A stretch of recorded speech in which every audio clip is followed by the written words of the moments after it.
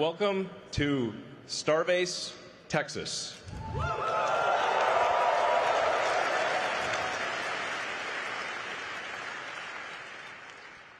This is a city, it's actually legally a city, that thanks to the hard work of the SpaceX team, we built out of nothing, and is now a gigantic rocket manufacturing system.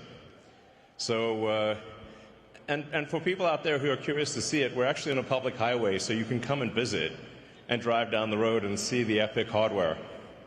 So, I think this is the first time that a rocket development program has actually been on a public highway. So you can come and see the epic stuff. We're honored today to have the Secretary of War, Pete Hegseth, and much of the senior leadership of the Pentagon here. It's an honor to have them visit. We just did a tour of the factory, and I think it really helps illustrate how manufacturing and manufacturing at scale is critical to the strength of America.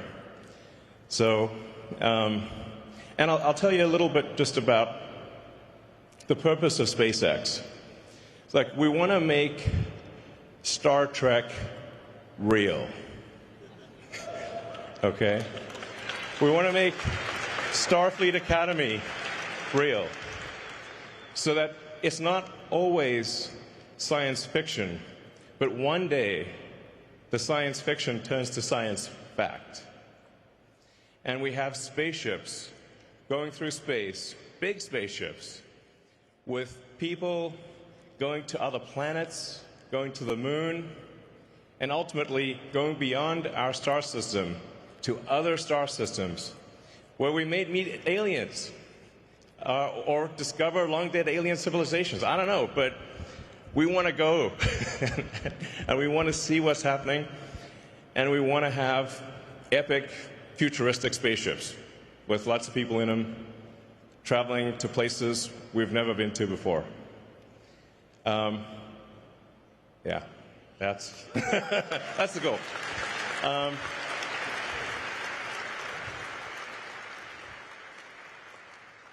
And that's what I think the public thinks of when they think of Space Force. So, on that note, I'd like to introduce the Secretary of War, Pete Hegseth.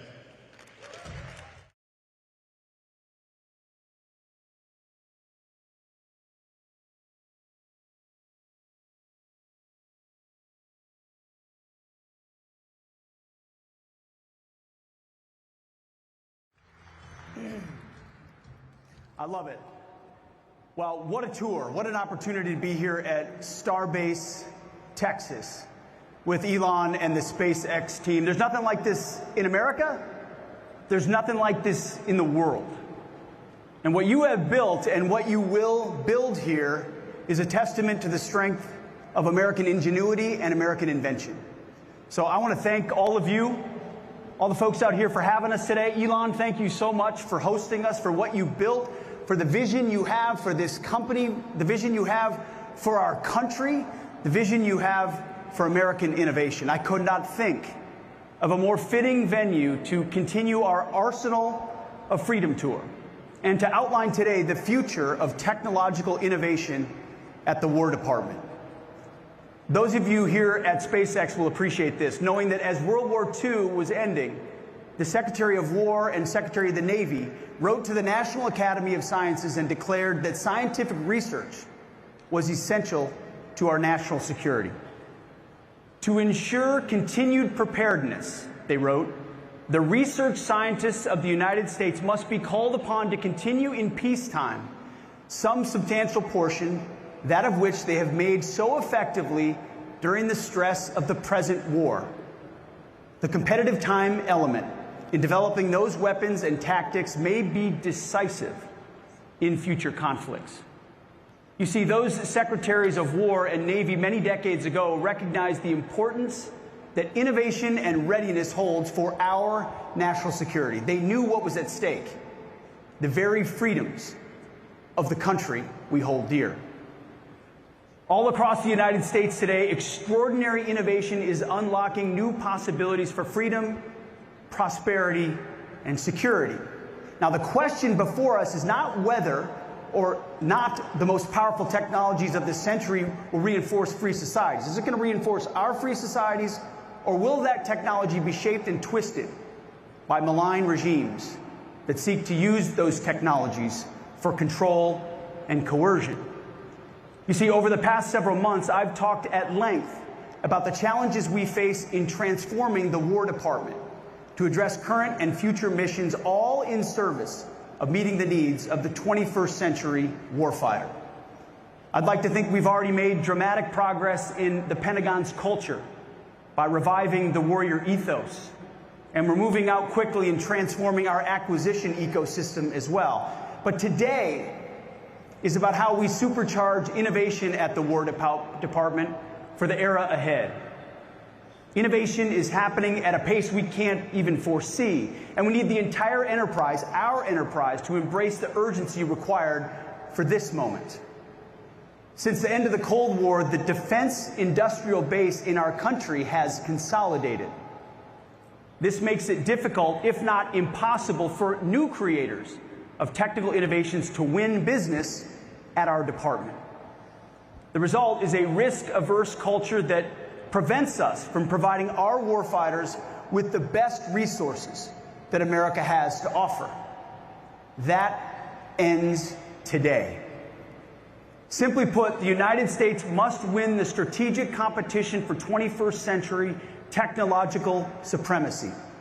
Artificial intelligence, autonomous systems, quantum, hypersonics, and long-range drones. If you talk to Elon Musk long enough, he will tell you how important hypersonics and long-range drones are, and he's 100% correct. Space capabilities, directed energy, and biotechnology are the new areas of global competition. The challenge is that our legacy approach to technological development assumes that technology moves in a predictable, linear conveyor belt from lab to design to development to prototype to test and qualify to program of record, and can only be provided by a handful of companies that have consolidated dramatically. Now, while this system provided us with the weapons that won the Cold War, it is archaic and inconsistent with the novel threat environment that we face today. At its core, this old approach has the hubris to assume that you can easily predict the future, that you can foresee how an invention becomes a weapon in 8 easy steps, 3 decades from first discovery.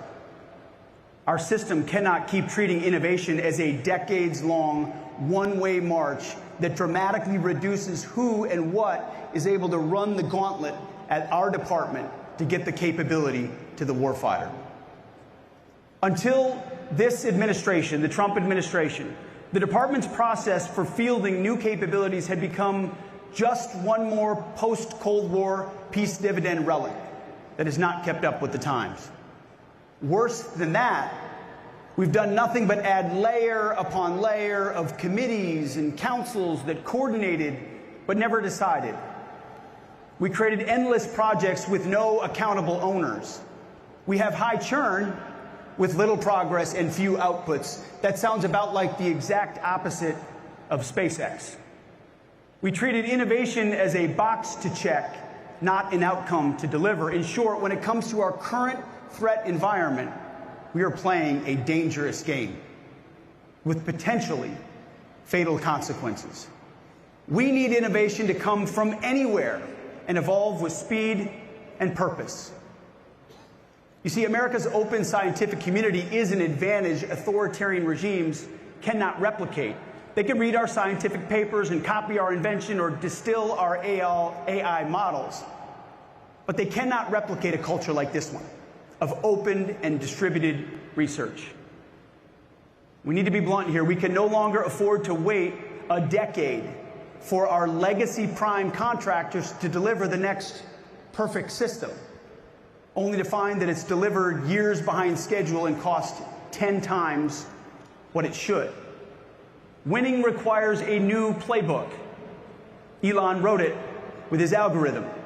Question every requirement, delete the dumb ones, and accelerate like hell. That's why I want to make clear across the War Department and for our partners in the private sector that our Undersecretary of War for Research and Engineering, Emil Michael, right here in the front row, is the War Department's single chief technology officer, one CTO for the entire enterprise. Novel concept. As the sole CTO, Emil will set the technical direction, lead the innovation ecosystem that will welcome progress from anywhere it resides. And he'll tell me, face to face, every day, and frankly, whether we are gaining or losing the technology and innovation competition. He'll have the decision authority and will lead through rigorous evaluation with a focus on real, measurable outcomes. Now, Congress, and we have many members of Congress with us here today, will be our partner in this.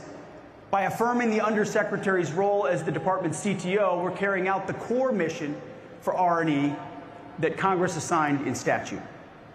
The last defense bill expanded the CTO's authorities, including the power to direct military departments and other components to align around clear, innovative outcomes. We will use them to deliver those outcomes with speed and urgency. An empowered CTO will inject a disruptive mindset directly into our systems, directing the power of America's world-leading scientists and entrepreneurs, our cutting-edge labs, the tech ecosystem, and our capital markets to build what the warfighter needs, but to do so better, faster, and cheaper. And Emil is the right man to do it. You see, this isn't about military structure. This is about building an innovation pipeline that cuts through the overgrown bureaucratic underbrush and clears away the debris, Elon style, preferably with a chainsaw, and to do so at speed and urgency that meets the moment. As I've said repeatedly to every audience, the President of the United States and I have the backs of our warfighters, who have to make split-second life and death decisions on the battlefield. Now, I want this audience to know that we also have the backs of innovators who share that very same urgency. American taxpayers, especially those parents whose sons and daughters have answered the call to serve, I swore in 10 more today, demand, and I demand, and we demand, that we arm our warfighters with overwhelming and lethal technology right now, not a decade from now. In modern warfare, the fastest innovator and iterator will be the winner. And no one can out-innovate an American entrepreneur who has been liberated from the constraints of stifling bureaucracy. That old era ends today. We are done running a peacetime science fair while our potential adversaries are running a wartime arms race. Right now, from garage startups to factory floors to boardrooms across our nation, the question of how to harness innovation coming out of America's AI ecosystem is front and center, and rightfully so, because it has the potential to disrupt and transform every area of human endeavor. The same is true in the Department of War. President Trump's AI executive order spells out our approach succinctly. It is the policy of the United States to sustain and enhance America's global AI dominance in defense of human flourishing, economic competitiveness, and national security. That, ladies and gentlemen, is the War Department's mission. We must ensure that America's military AI dominance, so that no adversary can exploit that same technology to hold our national security interests or our citizens at risk. America first in every domain. Last month, I took the first step toward changing how the department does business with frontier AI technologies when we announced the rollout of Gen AI with our partners from Google. And I want to thank the Google team for leaning forward and making the investment to get their Gemini app to about 3 million users in the War Department. But today, we're excited to announce the next frontier AI model company to join GenAI.mil, and that is Grok from xAI, which will go live later this month. So I want to thank you, Elon, and your incredible team for leaning forward with us on this as well. Very soon, we will have the world's leading AI models on every unclassified and classified network throughout our department.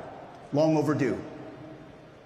To further that, today, at my direction, we're executing an AI acceleration strategy that will extend our lead in military AI established during President Trump's first term. This strategy will unleash experimentation, eliminate bureaucratic barriers, focus on investments, and demonstrate the execution approach needed to ensure we lead in military AI and that it grows more dominant into the future. In short, we will win this race by becoming an AI-first warfighting force across all domains, from the back offices of the Pentagon to the tactical edge on the front lines. The catalyst for this acceleration will be 7 pace-setting projects focused on mission threads across warfighting, intelligence, and enterprise missions, each with a single, accountable leader, aggressive timelines, and measurable outcomes that answer a familiar question, Elon. What have you accomplished this week? This is the execution standard for AI-first transformation. Each of the 7 pace-setting projects will use the following model. 1 owner who reports monthly on their progress. These projects will not be run in a vacuum, but will work directly with warfighters and transition partners to ensure we incorporate real-time operational feedback. We expect rapid iterations with failure accelerating the learning curve. These are not science projects. They are not governance boards. They are the execution standard for the entire department. We will not win the future by sprinkling AI onto old tactics like digital pixie dust. We will win by discovering entirely new ways of fighting. That's why we will run continuous experimentation campaigns, quarterly force-on-force combat labs with AI-coordinated swarms, agent-based cyber defense, and distributed command and control, pushing the envelope, learning from failure at every stop, which is exactly what this place does. You see, our department doesn't accept failure in the past, and so we never fail, which means we never learn. We're flipping that dynamic.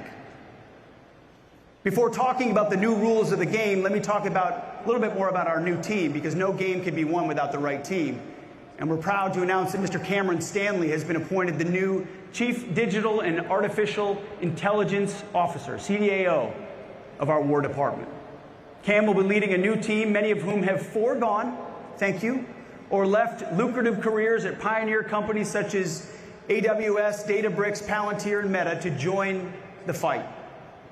This team will not only provide a catalyst for change in this department, but will also act, we believe, as a magnet for other talented members of the tech community who want to join us in doing the mission-focused work to protect our great republic.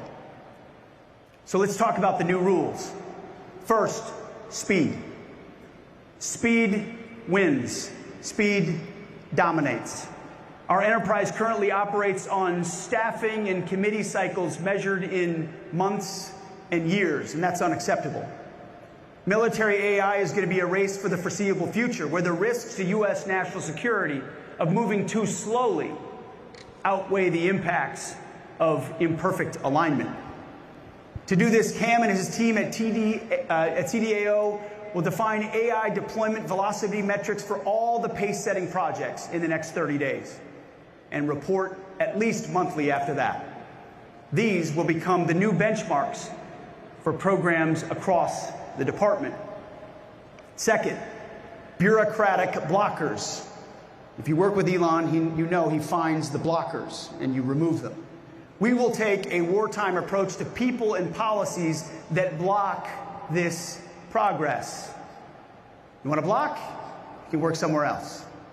Barriers to data sharing, authority to operate, or ATOs, test and evaluation, and contracting are now treated as operational risks, not simply bureaucratic inconveniences. We are blowing up these barriers. That's why today at my direction, I'm establishing a barrier removal SWAT team under R&E with the authority to waive non-statutory requirements and escalate to our great Deputy Secretary, Steve Feinberg, anything that slows down the acceleration of AI capabilities. Third, compute resource. We will invest heavily in expanding our access to AI compute, from data centers to the tactical edge, and will tap into hundreds of billions of dollars in private capital flowing into American AI. President Trump's executive order has directed us to build data centers on military land and to work with the Department of Energy to ensure that we dramatically increase the number and breadth of resources needed to power this computing infrastructure. We will work together with our partners at Google and AWS and Oracle and SpaceX, Microsoft, and others on these initiatives. Fourth pillar, especially in this room, you'll understand it, is talent. We will use every hiring and pay authority available to us to bring the best American technical talent and reward effective AI transformations by our workforce. We're going to heavily leverage President Trump's Tech Force initiative to bring in the best and brightest from industry and academia. With people like Elon, David Sachs, Emil, Mike, and others from the entrepreneurial and business world already in government, we have shown that we can and that we must enlist the world's leading talent in this cause. Fifth, responsible AI. Today I want to clarify what responsible AI means at the Department of War. Gone are the days of equitable AI and other DEI and social justice infusions that constrain and confuse our employment of this technology. Effective immediately, responsible AI at the War Department means objectively truthful AI capabilities employed securely and within the laws governing the activities of the department. We will not employ AI models that won't allow you to fight wars. We will judge AI models on this standard alone: factually accurate, mission relevant, without ideological constraints that limit lawful military applications. Department of War AI will not be woke. It will work for us. We're building war-ready weapons and systems, not chatbots for an Ivy League faculty lounge. Sixth, and finally, data. AI is only as good as the data that feeds it. And the U.S. military has an asymmetric data advantage from 2 decades of military and intelligence operations that no other military in the world can replicate. But right now, we are underutilizing this advantage. Too much of our data is stranded. It's stuck in bespoke program databases, locked behind Title 10 or Title 50 stovepipes, invisible to operators, engineers, and industry who can help us exploit it with winning speed and scale. And that's why today, at my direction, CDAO will exercise its full authority to enforce the DOW data decrees and make all appropriate data available across federated IT systems for AI exploitation, including mission systems across every service and component. Each service secretary and component head will submit catalogs of their current data assets to the CDAO within 30 days. Denials of data access requests will be reported to the CTO within 7 days, and they better have a good justification. Today, I'm also directing the Undersecretary for Intelligence and Security, Brad Hansel, to ensure appropriate data from across our intelligence enterprise receives the same treatment and can be fully leveraged to warfighting capability development and operational advantage. AI is only as good as the data that it receives, and we're going to make sure that it's there. Persistent barriers to data access will be escalated to the Deputy Secretary of War for resolution, with authority to reassign or terminate personnel or withhold funding from non-compliant activities within the statutory limits. We'll be clear here. As I said, data hoarding is now a national security risk, and we will treat it that way. AI is an important part of the future, but here's another truth that we've ignored for too long. Beyond AI, we've treated every other kind of innovation as if they're the same. As you know, they're not.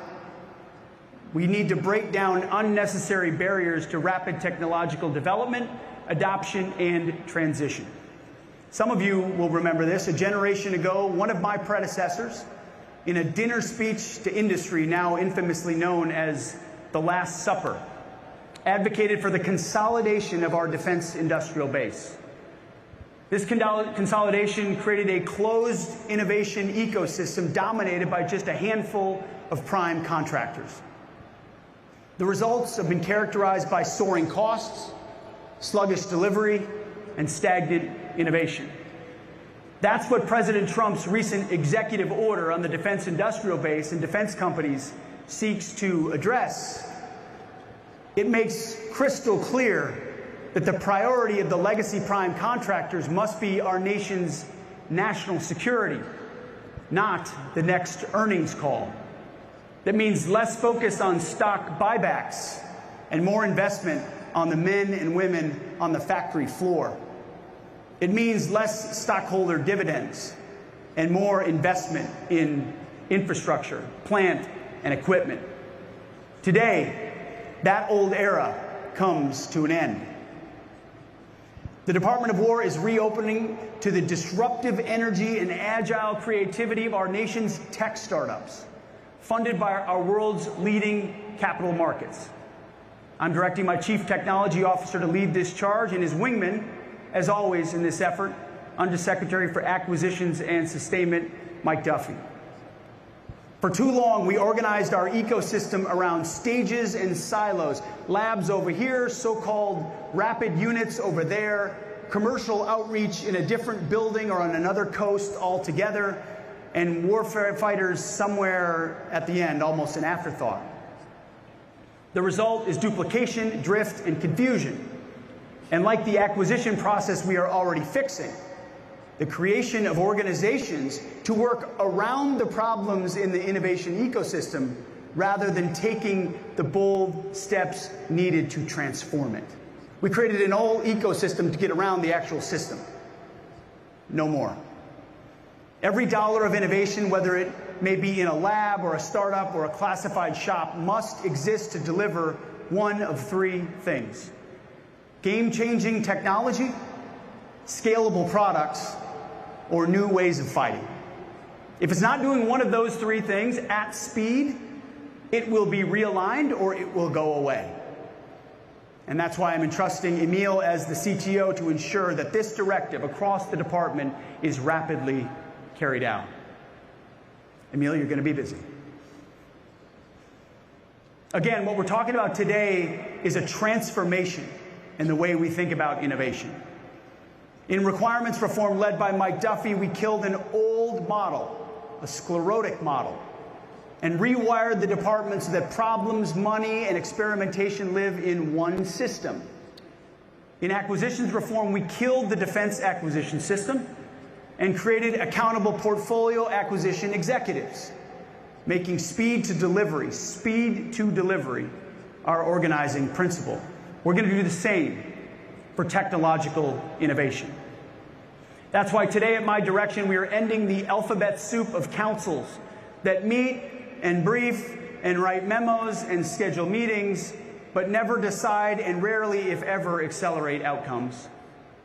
Effective immediately, the Defense Innovation Steering Group, the Defense Innovation Working Group, and the CTO Council are disestablished and abolished.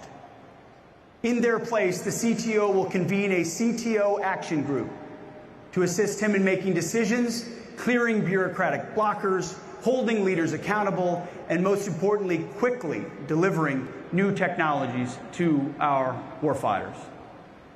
Every organization in this ecosystem must earn its place by delivering warfighting advantages faster than our adversaries can adapt. No sacred cows, no exceptions. To back up the CTO, today at my direction, we are realigning two pillars of the War Department's innovation ecosystem. First, the Defense Innovation Unit, or DIU.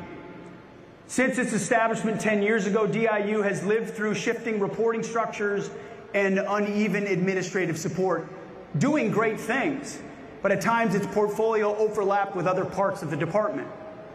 Effective today, DIU is designated a Department of War field activity providing exceptional tech scouting, rapid contracting, and other common services to the department, executed at commercial tempo. The CTO will provide support to DIU for administrative and resource matters and ensure that the unit's efforts fit into the department's innovation priorities. The director of DIU will also continue to report directly to me as a principal staff assistant and carry out its statutory duties.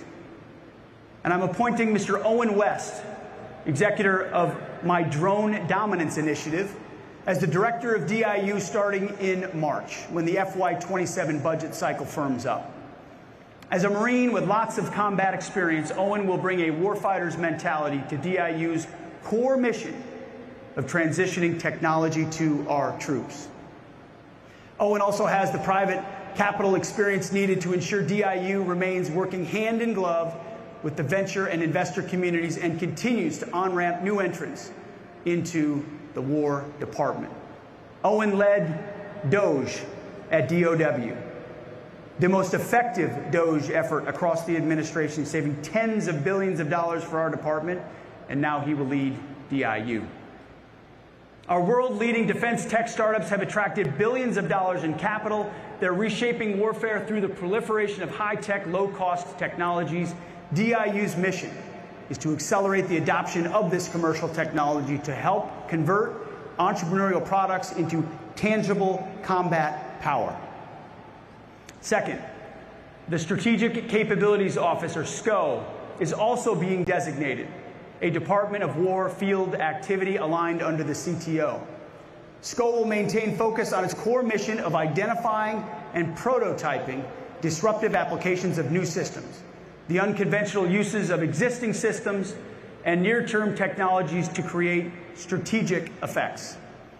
SCO will continue to maintain its statutory direct reporting relationship to the Deputy Secretary, but will be operationally realigned under the CTO to eliminate duplication and ensure the relentless daily focus on delivering near and medium-term capabilities to our warfighters. Relentless urgency and focus is our focus.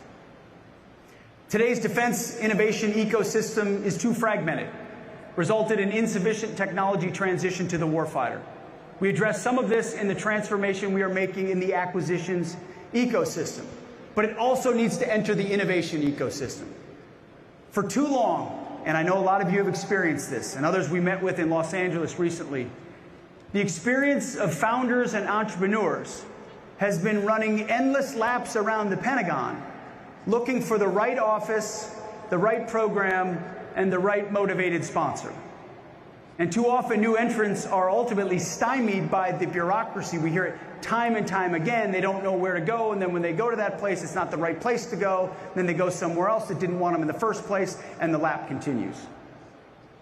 For example, SpaceX and Palantir had to sue the Department of War just to get a shot at competing for department contracts. The bottom line is that new entrants need both a shot on goal, but also faster yeses and faster nos from the department, rather than being strung along with a never-ending stream of rudderless maybes. At the Secretary of War level, we will replace the existing maze into two clear channels. The Mission Engineering and Integration Activity, MIA, will tell industry what problems we're trying to solve, and DIU will help program offices adopt what industry has already built. This will help get to faster yeses or faster nos. Clear guidance, clear guide rails, clear demand signal, which is what industry and capital expects. Now, this isn't just an Office of the Secretary reform.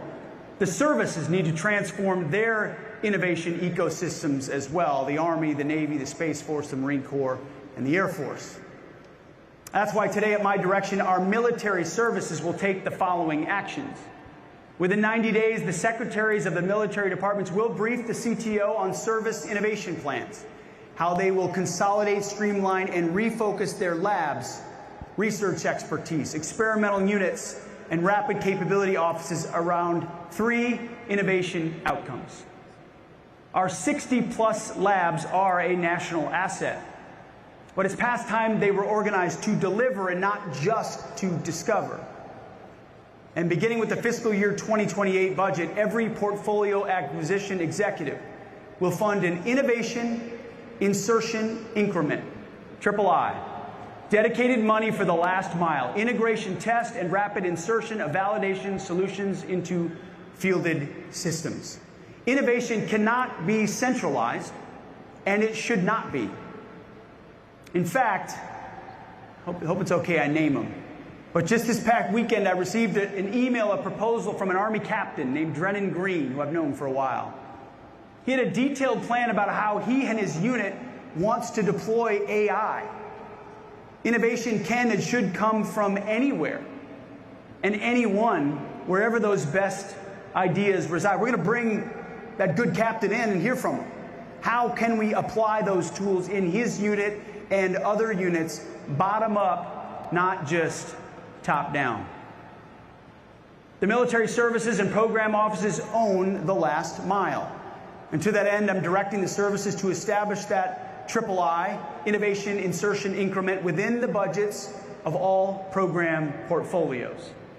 This will ensure that they have funds set aside to quickly integrate innovations during weapons system development. This will be a tool to free new, innovative, cutting-edge weapons and improvements from the constraints of yearly budget cycles. Here you iterate in terms of hours and days, maybe weeks. In Washington, we talk in terms of months, years, and oftentimes multi-years. It's too slow. The CTO ecosystem will give them the supply. Services are contributors to this ecosystem, not bystanders. They must deliver outcomes, and they must deliver overmatch. And speaking of budgets and budget cycles, you may have seen President Trump's truth post of a few days ago. He's proposing a $1.5 trillion budget for the War Department in fiscal year 27. This is by far the most ever in our history, a historic and generational investment in American security. We will not squander this once-in-a-lifetime opportunity to rebuild our military. Think of what this means as our efforts to transform the department come fully online. You add resources and you streamline process, speed to deliver those capabilities to the warfighter, an invitation to new entrants into the defense industry, which we need so badly, and an embrace of AI and other cutting-edge defense tech. All of this will make our forces more agile, more lethal, and more ready to deter and, if necessary, win a future fight. This is what President Trump demands, and this is what we will deliver. This feeds into a next area we need to fix. You see, reorganizing and a new attitude are not enough to truly unlock innovation for the warfighter. Our department needs to capitalize on a key advantage America has over her adversaries: the broadest and deepest capital markets and the best entrepreneurial talent in the world. You know this, capital is the lifeblood of American innovation. And therefore, to be successful, we need to embrace the role in our department of private capital, which we have not done for far too long. We need to be a better partner for private capital so we can help accelerate capital formation in key areas and lower the risk for the department. Private capital is already helping to solve a major problem that President Trump has directed us to confront and solve across this administration: ending our reliance on competitors for access to rare earth and critical minerals. The Office of Strategic Capital, or OSC, under the leadership of David Lorch, is spearheading those efforts and delivering as we speak. In the past 5 months alone, the OSC team has deployed over $4.5 billion in capital commitments as part of closing 6 critical mineral deals, all of which will help free the United States from market manipulation. Crucially, OSC's strategy relies on crowding in private sector investors, from this VC community to our country's largest financial institutions.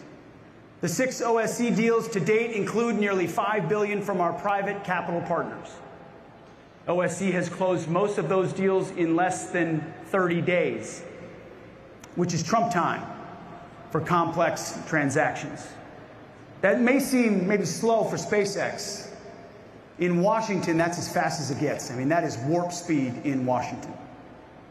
All of our investments serve one purpose: deliver faster for the warfighter.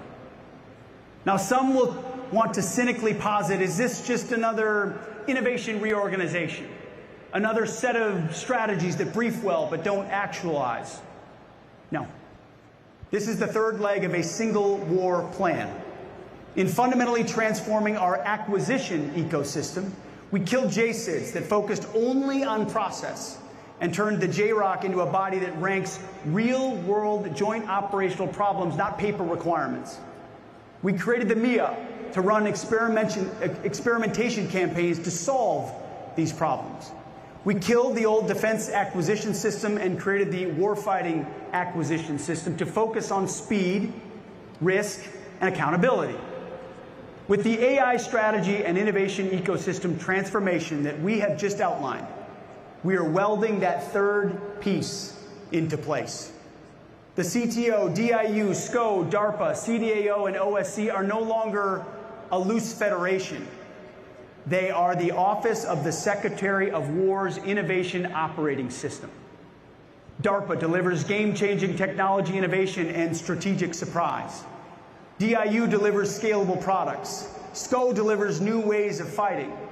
And CDAO and OSC provide the data, test, and capital to move at wartime speed.